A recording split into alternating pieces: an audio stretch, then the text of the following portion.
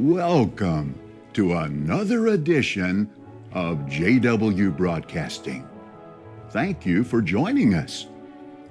You will be delighted to see reports of some of the many exciting activities that have taken place this past calendar year in furthering kingdom interest. You will also hear experiences from construction projects in Micronesia that the brothers involved attribute to Jehovah's intervention. And have you benefited from the translation of JW Broadcasting into languages other than English? We will take you behind the scenes to see how the program is made available to as many of God's sheep as possible. This is the January program of JW Broadcasting.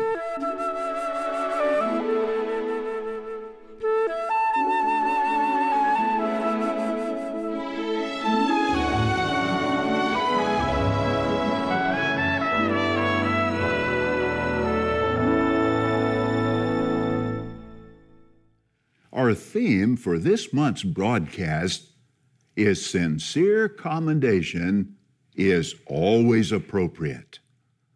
One definition of commendation is the act of praising or approving of someone. And when it is given in a sincere, genuine way, how encouraging it can be to the one receiving it. That makes us think of Proverbs 15:23, which says, "A word spoken at the right time, how good it is." Similarly, Proverbs 12:25 talks about how anxiety can weigh a person's heart down, but then says, "But a good word cheers it up." A 19th century author jested, "I can live for 2 months on a good compliment." But now, keeping our theme in mind, let us talk about Jehovah and Jesus. Can you imagine how much Jehovah must have appreciated His only begotten Son, whom we have come to know as Jesus? Jesus had faithfully supported His Father for eons of time. But then, when He learned of Jehovah's purpose to buy back the hope of everlasting life for imperfect humans, what did Jesus do? Did He make excuses as to why He could not leave heaven and come to the earth? "Father, I have many projects going on, and I have my friends here in heaven. And besides, I would miss being with you. I just don't have the right circumstances. Furthermore, this will be a very difficult, painful, humiliating assignment. It seems like this is a good assignment for Gabriel."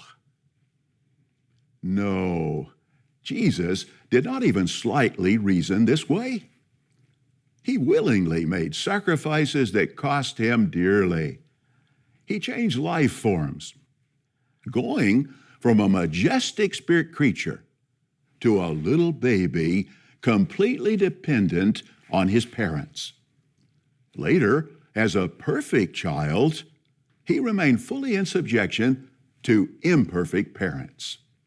Then, as an adult, He worked His heart out in starting a preaching campaign that continues to this very day. You wonder how many pairs of sandals He may have worn out during His 3.5-year ministry. Then He died an agonizing death on a torture stake in order to provide a corresponding ransom according to Jehovah's purpose. He contributed His very life to support the work that Jehovah wanted accomplished at that time. Undoubtedly, you recall the video that was shown during the final talk of last year's regional convention. It helped us better appreciate what Jesus did for us. By His selfless act, He opened the way for everlasting life whether in heaven or on earth. But now the question is, did Jehovah appreciate all that his Son did to support him, sanctifying his name and vindicating his sovereignty? Absolutely. We know he did. Imagine Jesus waist deep in the Jordan River, his hair still dripping from his baptism. He looks up and in some way sees the heavens open up and God's Spirit descend like a dove and come upon him. Then he hears Jehovah's own voice from heaven say, "This is my Son, the beloved, whom I have approved." If we think about it, Jehovah packed a lot of commendation into that one sentence. This is my Son. Jehovah, in effect, was saying, Son, I'm proud to be your Father. The beloved. Jehovah was saying, I love you, Son, whom I have approved. Jehovah was saying, I am very happy, Son, with what you have done thus far, and I know I'm going to be very happy with what you will yet do. Can you imagine how good all of that commendation made Jesus feel? Yes, Jehovah appreciated all of the sacrifices Jesus had made to support what he wanted accomplished, and he expressed his appreciation. Jesus, being the exact reflection of his Father, was also a perfect example of one who commended others. As recorded at Luke 22:28 and 29, do you remember what Jesus said to his faithful 11 apostles on the last night of his life as a human? You are the ones who have stuck with me in my trials, and I make a covenant with you for a kingdom. Warm commendation indeed. Consider another example. Although Jesus provided constructive counsel to several congregations, he also warmly commended them. Notice what he said to the congregation in Thyatira at Revelation chapter 2, verse 19. In verse 19, Jesus said, I know your deeds and your love and faith and ministry and endurance, and that your deeds of late are more than those you did at first. Such detailed, thoughtful commendation likely moved the congregation to continue making similar progress thereafter. Well, now we have talked about the two best examples in the universe of ones who are generous with commendation, Jehovah and Jesus. But now, what about us? Ephesians 5:1 urges us to become imitators of God. And our convention theme this past year was imitate Jesus. And this counsel also applies to the governing body. The governing body would like to follow Jehovah's and Jesus' good example by providing warm commendation to you, dear brothers and sisters. So many of you are so responsive to any suggestions or appeals made to you by the faithful and discreet slave. In the May 2015 monthly program, we shared our interest in expediting the construction of new kingdom halls and remote translation offices.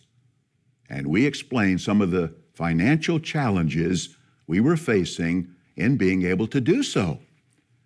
We discerned that contributions immediately went up by more than 15% for the months of June and July. we thank you very much. Not only are older ones in Jehovah's organization responding with generosity, the governing body has been deeply touched by the response of many young ones. As just one example, I personally received a precious letter. Dear Brother Let, hello, I am 13 years old. The reason I wrote this letter is because of the May JW broadcasting. I was motivated to contribute to the worldwide work. I have been saving up, and my relatives gave me some money. I hope it helps. I also want to thank you and the other governing body members for the Korean JW broadcasting. Now, my whole family can understand much more and benefit from it. My whole family wants to appreciate all of this. Please tell the other governing body members also. And then she drew a smiley face. So, because you motivated me in financial ways, I was also motivated in spiritual ways. I am doing auxiliary pioneering during summer break. One more time, my family and I want to say thank you. And then she drew a big red heart at the end of her letter. Well, I sent the check to the treasurer's office, but am definitely keeping her touching letter and her adorable picture.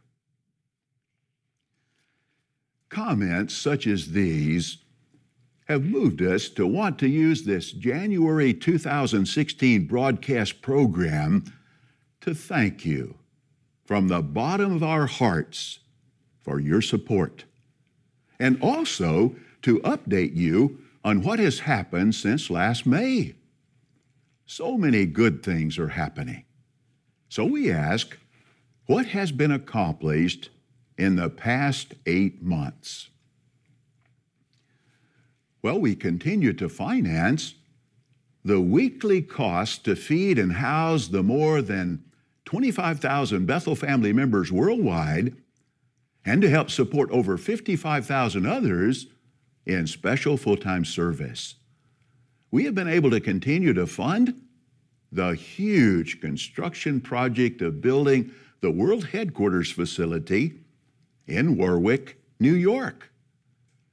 Additionally, large branch construction and renovation projects that were underway are being supported.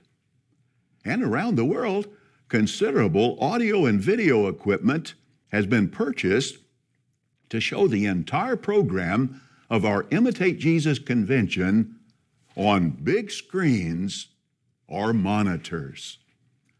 Seeing the participants up close holds our attention and enhances the learning experience. You may not realize it, but there were 52 videos and almost 30 other audio and visual aids presented during this convention, making a total of some 80 presentations for our enjoyment.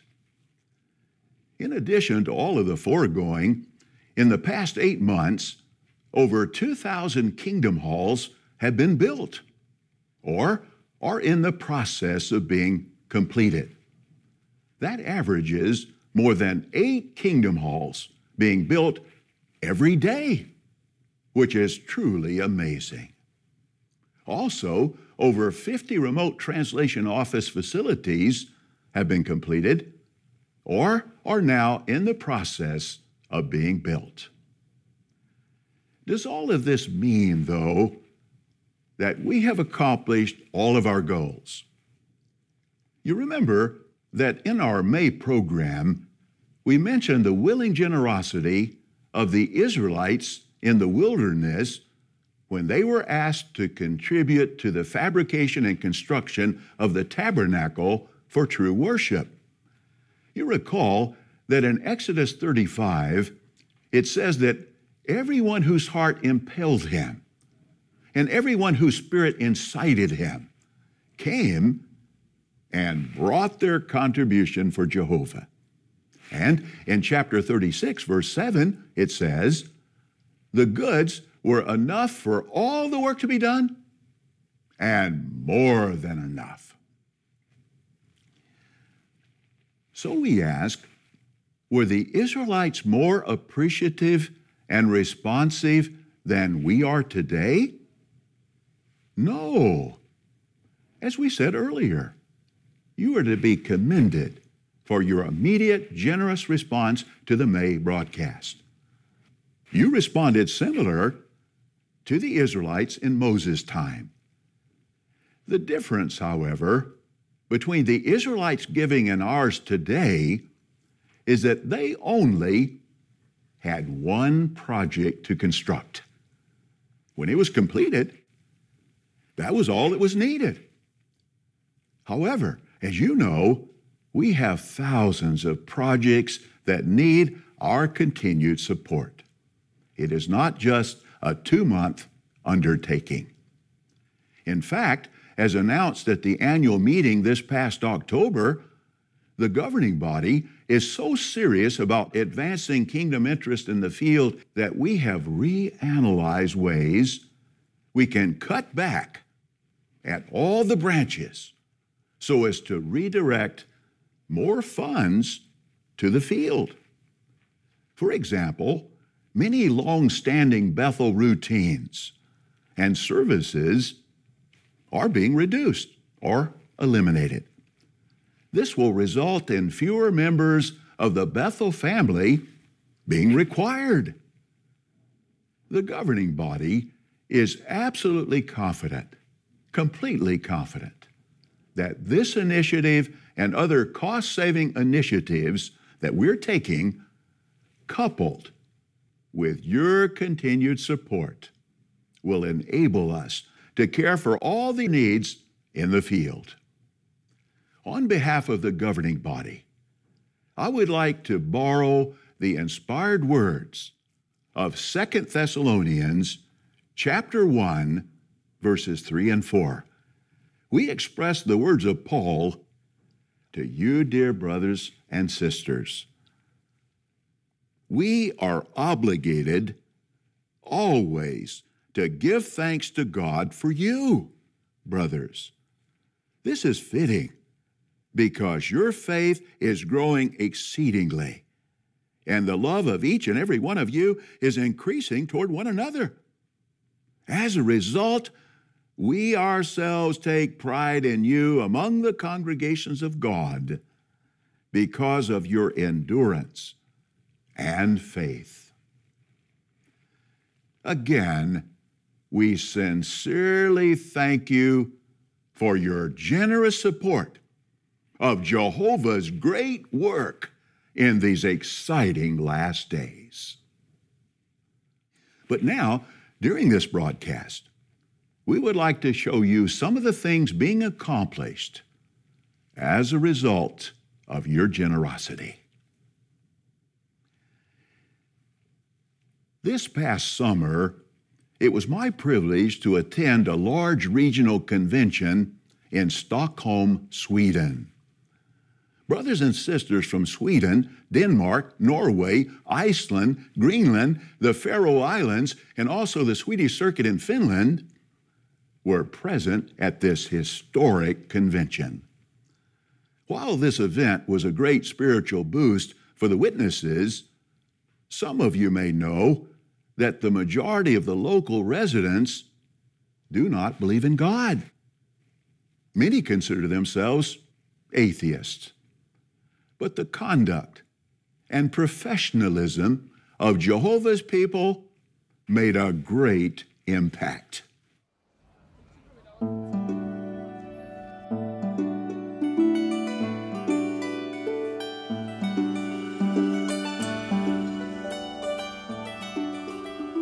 First, the branch offices were merged. And the result was a new branch office, Scandinavia branch. We thought that if all the brothers in Scandinavia should benefit from this unity, Then we had to have a convention in Stockholm.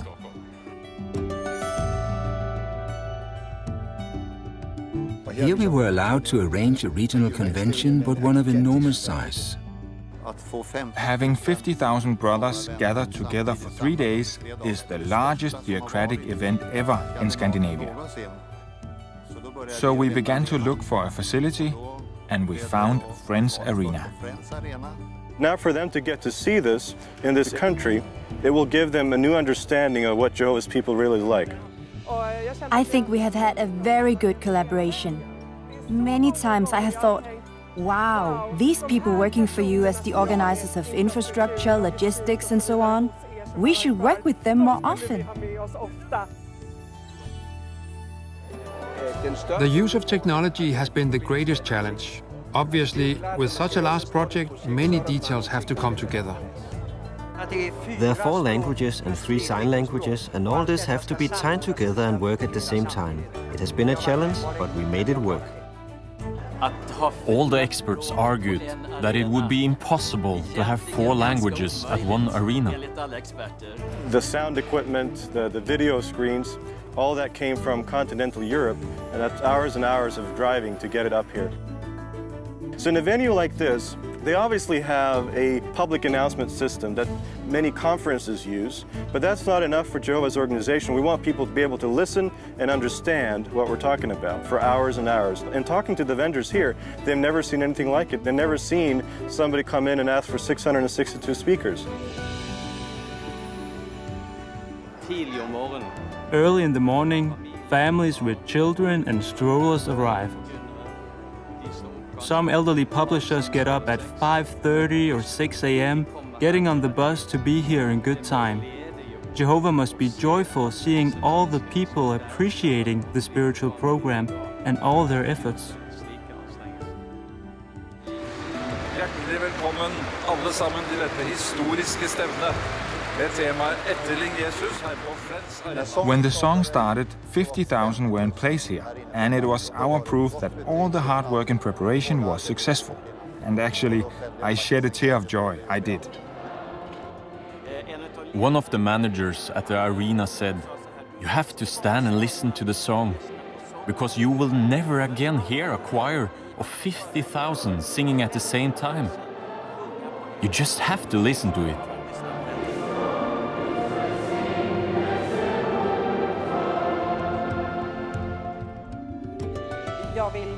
First, I want to thank you for how well it worked out. Normally, at arrangements of this size, we are using an event agency. But you've done this for many years, and you've done a fantastic job, so it wasn't needed. You've been very professional and have knowledge of the business industry. I've told the contact persons I've been involved with that they should start up an event agency because it has worked out so smoothly. I can warmly recommend other cities to welcome you. You have been very well organized, and we have not had to put much effort into the arrangement. It requires a good organization to get all things to fall into place. Obviously, having so many tourists in Stockholm at the same time benefits the whole city. I looked at the number of hotel bookings, and there are not many rooms available. There are many who can learn from the work of the logistics of how to get 50,000 people into the area at the same time. That is something we can learn a lot from. We met with the police this afternoon, and they said that they have never seen such a well-organized event ever. Seeing how everything has been successful.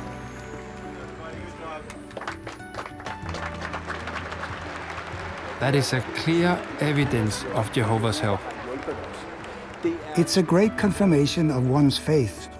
Here you really see faith in action. Here you see the foundation for a new and better world.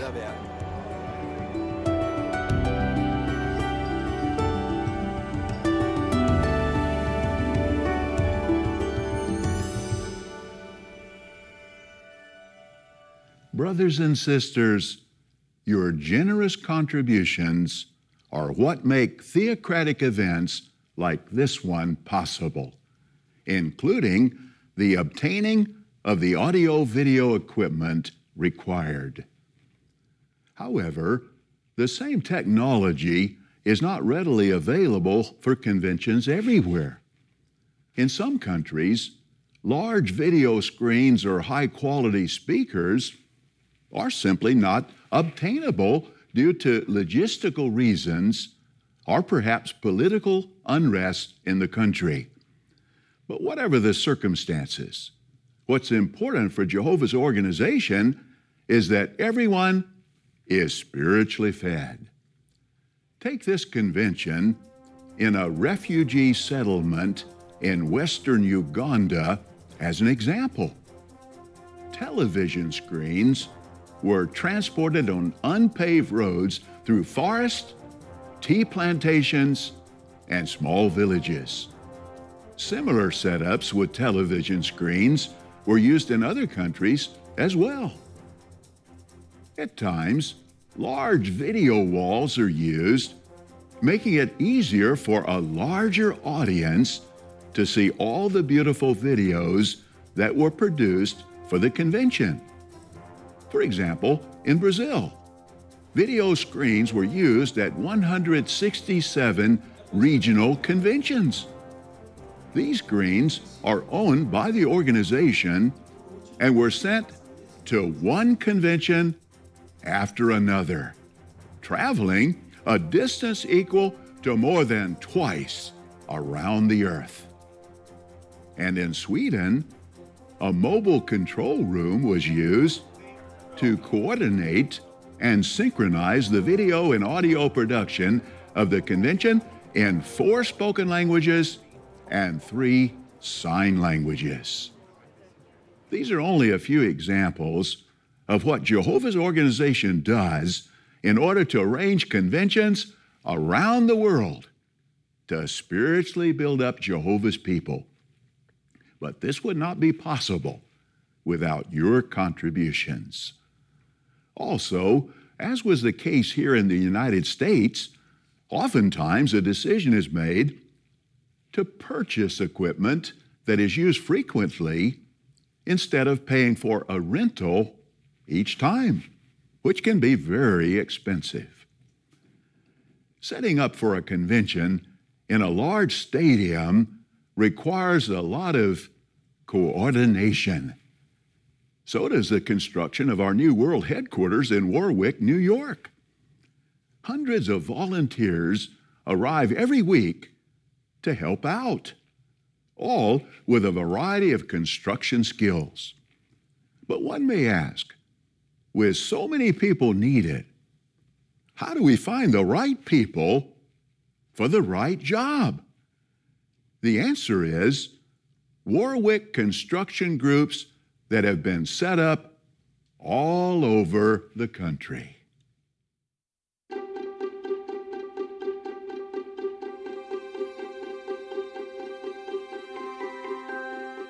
The Warwick Construction Group is basically a staffing agency.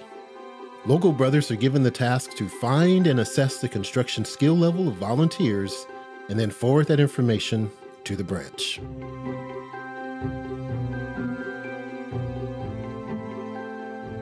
At that time, we were working with 11 RBCs, roughly 25,000 volunteers. How were we going to contact them?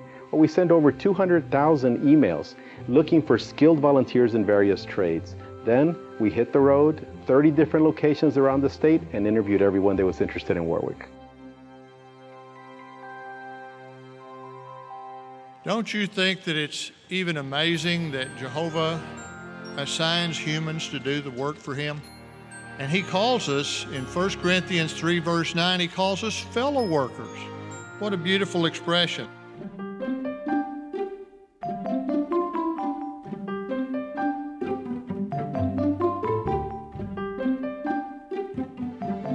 And what we find is everybody wants to go tomorrow. And they're so willing to go, to spend their own money, to sacrifice their time, pay their own plane tickets, and do so many things that it's just a really encouraging thing to see such a fine, willing spirit that could only exist among Jehovah's people. Volunteers have been organized into 23 different trades, which are managed from the field. Volunteers receive help with any questions, arrangements, or information about Bethel, as well as any Bethel training they may need. Over 7,000 interviews have already been conducted. One of the first things that my middle son Jess said, and he's been wanting a cow for 3 years. We just got him one probably about 2 weeks ago. And the first thing that he said when he heard that Dad was asked to leave next month to go was that he'd be willing to sell his cow for Dad's plane ticket. So we're very excited about any opportunity like this to serve Jehovah in this way, because we feel like that this building will stand into the new system, and it's a chance to have a part in something that is so special. And so we're pumped. I mean, we're ready for it. We have a cow for sale. The whole project of Warwick may be about building buildings, but it's the people that build them. And we've had an extremely nice privilege in meeting all of these brothers and sisters, all of them willing to go today. Many times bad health keeps them from doing that. We've heard stories from brothers that have undergone really bad things in their life, but they're really wanting to go. One brother made the comment that his daughter had just died a few weeks before we interviewed him, and he says, "I just want to go to Warwick so I can poke Satan in the eye." When you see Jehovah's people answer the call, there's nothing better than to be part of that.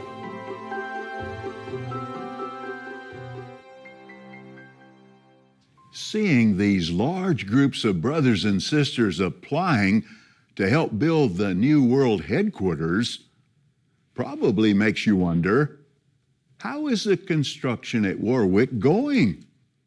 Please pay attention to these images that highlight what was accomplished in recent months.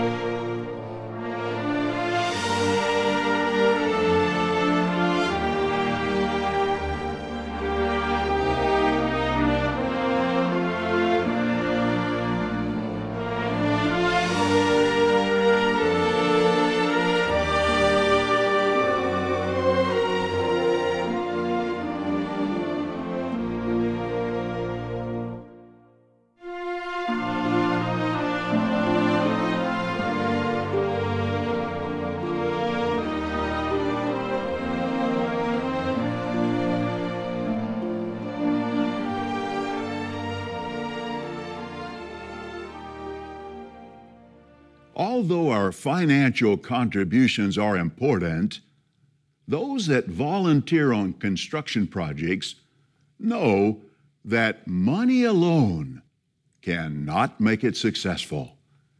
We met a brother from Micronesia who has experience with such projects, and he has seen what he believes is clearly Jehovah's hand in matters. The buildings that we construct are vital in accomplishing Jehovah's will.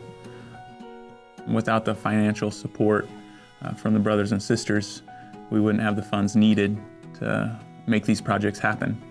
But Jehovah's support far outweighs any financial support that's given. You can't replace that with anything. My name is Travis Brooks. My wife Lacey and I serve in Micronesia. Our assignment is serving in the LDC department, which is the local design construction department. We care for all the islands of Micronesia. It covers the same distance from California to New York. But if you took all those islands and put them together, they would be smaller than the state of Rhode Island. So it's very vast and spread out. Now, we've seen Jehovah's hand many times throughout the years on our projects. One that stands out to us is the Ryret congregation in particular.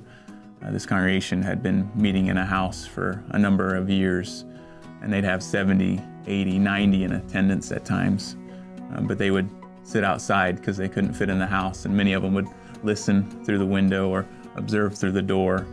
It would rain, and they'd have a tarp set up just to try to keep dry.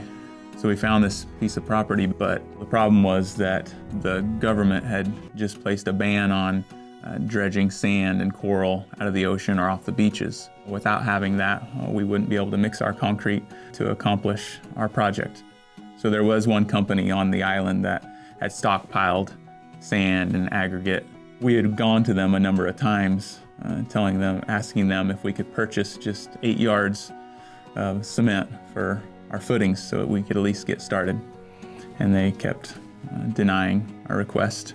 And the construction overseer and myself decided we'd go one more time to that cement company and plead our case with them. Well, we pulled into the parking lot of the company and discussed maybe what we could say to convince them to at least sell us the 8 yards that we needed.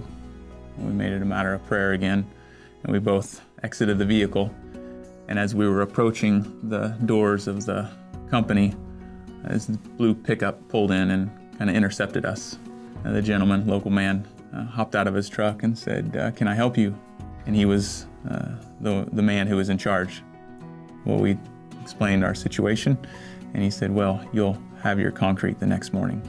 What was interesting about that, and which really made us feel like Jehovah had a hand in the matter, was that gentleman had just flown in the night before from another island. He had been gone for quite some time. He had pulled in, talked to us, and then hopped back in his truck and drove away. So we wondered, why did he pull in the first place? Well, we didn't want to argue with it, and we just took advantage of the situation, and the next morning, 7 o'clock, the truck rolled in and we poured our footings. So we kept moving forward with the project till we got to that stage where we would need to fill the block work with 80 yards of sand on an island with no sand. So again, we made it a matter of prayer and knew that if, again, Jehovah wanted it built, it would be built. So we scoured the island again to see if there was anybody willing, and we were unsuccessful. So on our way back to the construction site, the construction overseer and I stopped at a store to purchase something, and we were talking to the gentleman behind the counter, explained the situation to him, and the man asked, "Well, how much sand do you need?" And we told him, 80 yards, which is quite a bit. And the man said, "Well, I have 90 yards in my backyard. I don't have anything to do with it, so you're more than welcome to it." And he said, "When do you need it?" I said, "Well, we need it tomorrow morning." And the man said, "Well, I have a dump truck too, so I'll see you in the morning." Well, the next morning he showed up, and we were able to fill that area and move on with the project. Another experience that really stands out to me is an experience we had on the island of Yap. We were doing a renovation of a remote translation office and an extension of the Kingdom Hall because of the growth that they've had in the congregation. They've outgrown their Kingdom Hall. So for that extension, we would need cement and sand for backfill. And again, this was an island, which is ironic that you can't really get sand on because there's no companies that sell it. So what you do is you go from village to village, asking the village chief if he would be willing to sell sand off of his beach. Well, after visiting all the villages, no one was willing to sell any of their sand that we needed until we reached the last village, which was willing to sell the sand. But the problem was there was a dispute between two chiefs that bordered that beach. And one chief said, "No, that's my sand." The other one said it was his sand. Well, they couldn't come to an agreement, so they weren't willing to sell the sand to us. So we were at the stage where we were getting ready to need it in a few days so we could move forward with the extension of the Kingdom Hall. At that point, things got worse because there was a typhoon approaching the island. So we just had the construction crew stop work. So the next morning we were able to get in contact with the construction overseer on the island. And he said, "I've got really good news. There was no damage. The storm took a turn just before it hit the island and just grazed it." He says, "I have some other good news. I just got a call from the village chiefs. Apparently the storm surge had washed up a bunch of sand over their road to their villages, and they had no way of removing it. So they said, 'We have plenty of sand. Can you come and help us get rid of it?' So we ended up having enough sand for the rest of the project." Jehovah's blessing is the most important thing that we can have on our projects. From the start to the finish, there will be no obstacle that can be put before you that you can't overcome. And we've seen that time and again. The finances is an important part of the project to include when you're thinking about what projects you're going to do next and how you're going to accomplish it. But financial support doesn't create the loving atmosphere that we find on these projects. It doesn't create unity. It doesn't motivate ones to want to serve Jehovah and work hard day in and day out together with their brothers and sisters. That's where Jehovah's Spirit comes in. That's what's moving our brothers and sisters. That's what motivates us to work hard together. Without Jehovah's hand in it, like we've seen, we wouldn't accomplish what we've been able to accomplish. How exciting for the brothers in Micronesia. Our contributions are important, but only when coupled with Jehovah's blessing. The need for kingdom halls continues to grow worldwide. Here are some examples of recent projects and the fine results.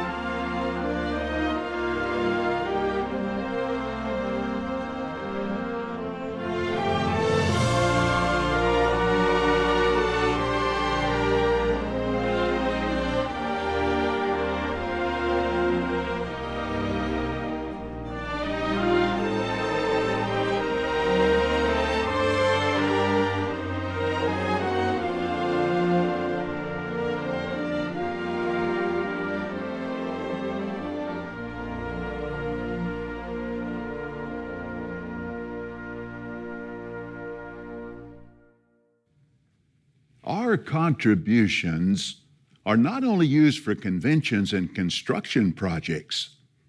As we know, they are also used for printing our publications, maintaining our website, and producing videos.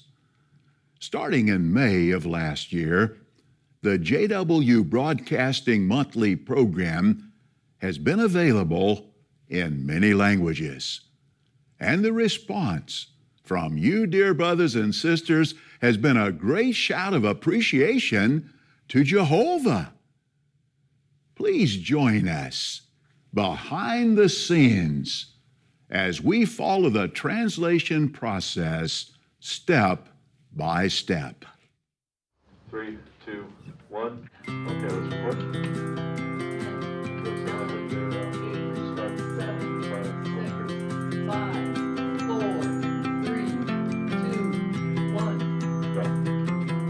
The governing body has asked. A fẹ́ mọ ohun tí Bíbélì pè ní corpo governante. Le cuerpo governante. Our organization has been translating Bible-based printed material into hundreds of languages for many years. Video has also been included as an important part of our modern global educational work. But what unique challenges are involved in translation of a video program like JW Broadcasting? Production of this program involves creating and translating more content on a monthly basis than we have ever done before as an organization. This has required training additional teams to support the work internationally. What are the steps involved in this process? It starts when the teaching committee of the governing body approves the monthly program recorded in the studio. The video recording of the program is then passed on to the translation packaging team. They prepare a number of items that together form a translation package. For example, they create a transcript, which includes everything spoken in the program, along with any notes and explanations to help the translators around the world carry out their work.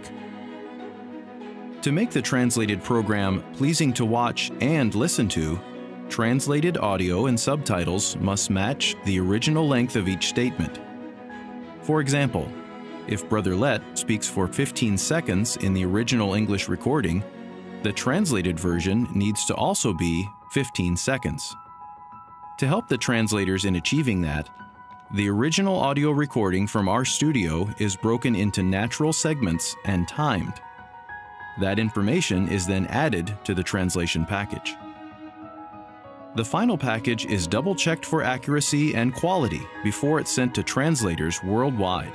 The materials provided are used to immediately begin translation work, assuring that the same spiritual food is being provided in each language. The translated narration is recorded in various locations and added to the original video files. Other regions use subtitles, record translations of various sign languages, or a combination of these methods. Our brothers and sisters consider this assignment a great privilege, knowing that it is helping Jehovah's people worldwide. When we saw it in Japanese, we all shouted, "There is a TV program which we can enjoy without worry." We really appreciate this.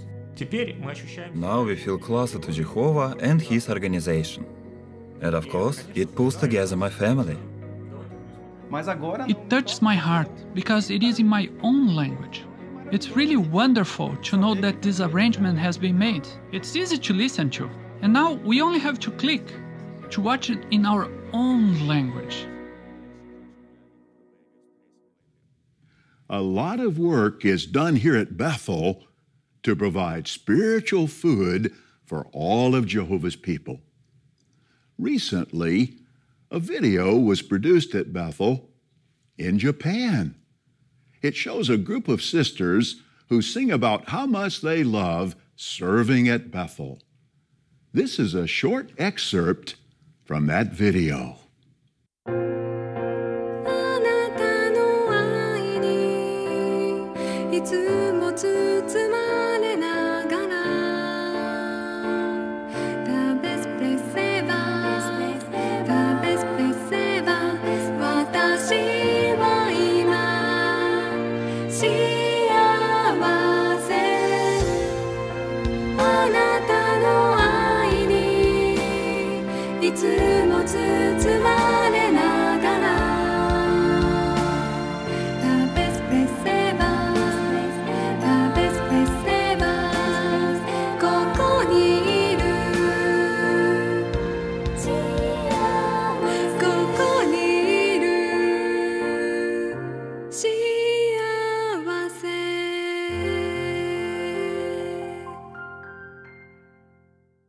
One of the main reasons for the construction of theocratic facilities is to support the never-to-be-repeated work of finding honest-hearted ones who want to learn more about Jehovah. One such individual is Brother Steve Gertis from the United States. As a young man, his life spun out of control, and his lifestyle left him feeling empty.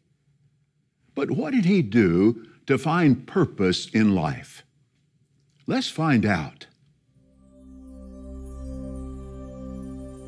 I grew up in a small town, and I had a good childhood. My parents instilled in me from a young age a love for God and a respect for the Bible. We were regular church attenders, and I went to a private school, and I had Bible classes each and every day. Despite all of this, however, I felt like something was missing. When I was 15, my life changed in a moment's notice. I was playing high up in a tree, the branch broke, I fell to the ground, and I was paralyzed. At that moment, I went from an active kid who could run to one who was paralyzed from his neck down. I couldn't feel anything. By the time I was 18, I gained enough physical strength in my arms that I once again had my independence. At that point, I attended a university and lived on campus. My life changed dramatically once again. Here I was exposed to drugs, alcohol, immorality, and I fell into that lifestyle. Every night, though, I still read the Bible. I still had this strong faith in God. But when I prayed and went to sleep at night, I just knew I was going to end up in that hellfire that I had been taught from an early age. During this time, I met a girl named Julie, and we were married shortly after. She was in the same hippie lifestyle that I was in, and we knew if we were going to stay married, we had to move away from our bad influence. We were looking for God, and we wanted Him in our life. One day, I was in the park by myself. It was a beautiful setting. There was a lake in front of me, mountain in the background. And at that point, I said a prayer to God. I told Him that we wanted to serve Him, but we just didn't know how. About 10 minutes later, a guy walked up and he started talking to me about a paradise earth. Everything he said made sense. I had read it before. The thing that really stood out to me was his explanation on hellfire. It was so clear, it was so logical, it just made sense to me. He invited us to the Kingdom Hall the next day, and we went. My wife and I will never forget that first meeting 37 years ago. I had my long hair, holes in my jeans. I don't think I even wore shoes that first time. As we're sitting there, I'm thinking that the older brother who's conducting on stage, he's going to find us so disgusting. But to our surprise, right after the meeting, he came up, he greeted us and invited us to spend time with his family. We don't remember anything that was said at that meeting, but we'll never forget the greeting. We immediately started attending all the meetings at the Kingdom Hall and also began a Bible study with the brother we met in the park. The changes in our lifestyle did not come overnight, but the brothers were so loving and patient with us. We now had a purpose in life. The emptiness that I had felt for so long was no longer there. We no longer had to live in that self-centered lifestyle. Now we had Jehovah, we had the brothers, we had the ministry. We made our dedication to Jehovah and were baptized. Julie and I have had a fruitful ministry over the years. It's always been one of our goals that we and our 2 younger children would be able to one day regular pioneer together. We discussed, could we make a move to Mexico and serve where there was a greater need? We knew there would be challenges with accessibility and learning a new culture. So we made the decision to try it as a family for 1 year, and now 4 years later, we are all still serving in the full-time ministry here in Mexico. I also live with pain every day, and some thought that I would not have the physical strength to make such a move. But I always remember that when I'm in the ministry, I don't feel the pain. In fact, my children have said that I hope Dad never has to stop pioneering, because that's when he's the happiest. Pioneering really seems to be getting easier for me, not harder. I know this isn't because of my strength, but it's Jehovah's Holy Spirit. I still love the parks as I did when I was young, but now I have the opportunity to share the wonderful Bible hope with others. I'm so thankful to Jehovah that he heard that prayer in the park many years ago. My life is now filled with peace, happiness, and contentment. And now I look forward to the time soon when we're in the paradise. I can get rid of this wheelchair and I can run once again.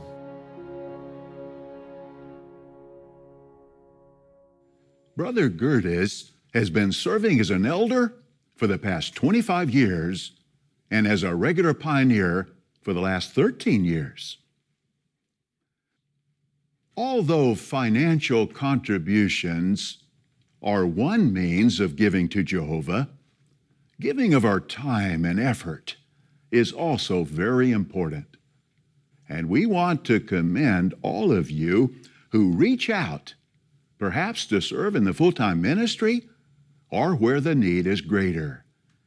If you're a parent and your children have put kingdom interests first, we're confident that you are very proud of them. This music video highlights common emotions that you may be facing, similar to how Hannah felt when she dedicated her son Samuel to a life of service to Jehovah. The song is entitled, I Give You My Best.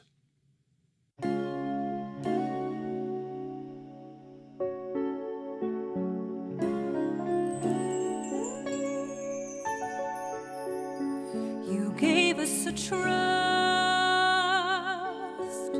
a son to cherish and to train. Those years are past and gone so fast. Now we rejoice to see his choice, to know our work was not in vain. It's hard letting go, yet in my heart I know the safest place that he can be is in your loving hands for now and all eternity. In all the years to come, I know my heart will be at rest. I give to you what you deserve. I give to you my very best.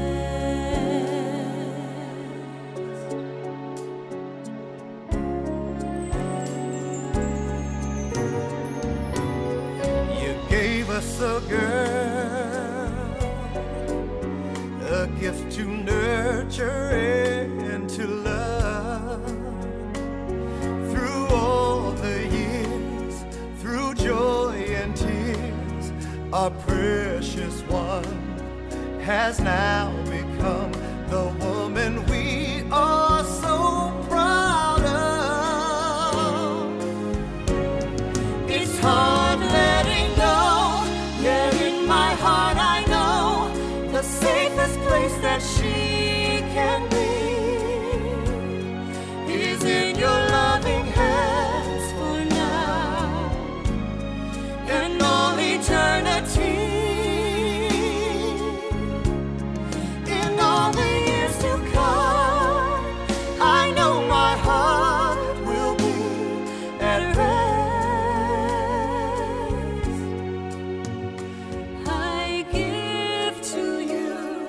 what you deserve. I give to you my very best.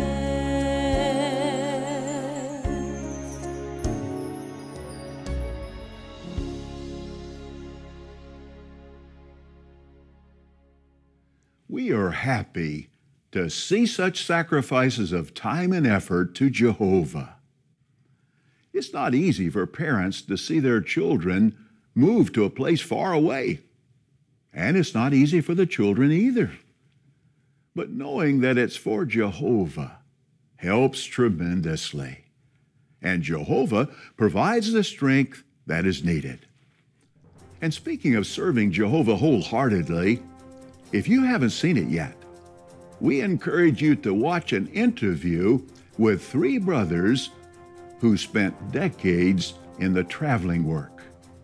Their experiences are available in the Video on Demand section. The video is entitled, Iron Sharpens Iron. Just like those faithful brothers, we are truly grateful for the privilege of being part of God's organization. And we want to again commend all of you for your generous support. And we've seen examples during this program of what has been accomplished using donated funds. There is no doubt that Jehovah is blessing all our efforts to speed up the work as His day is getting ever closer. We would like to conclude our JW broadcasting program with these greetings from a Kingdom Hall build in the state of Louisiana in the United States. This congregation in Eunice was in need of a new Kingdom Hall after having used the same building since 1970. The congregation found a property that had been for sale for more than 5 years. Our brothers contacted the owners, who then decided to donate the property to the witnesses. It was later assessed to be worth $40,000 US. Recently, construction began, and the 53 publishers, including 4 elders and 7 regular pioneers, now enjoy a brand new Kingdom Hall. They send their loving greetings to you, and we do the same from world headquarters to all of you brothers and sisters around the world. We love you very much. This is JW Broadcasting from Brooklyn, New York.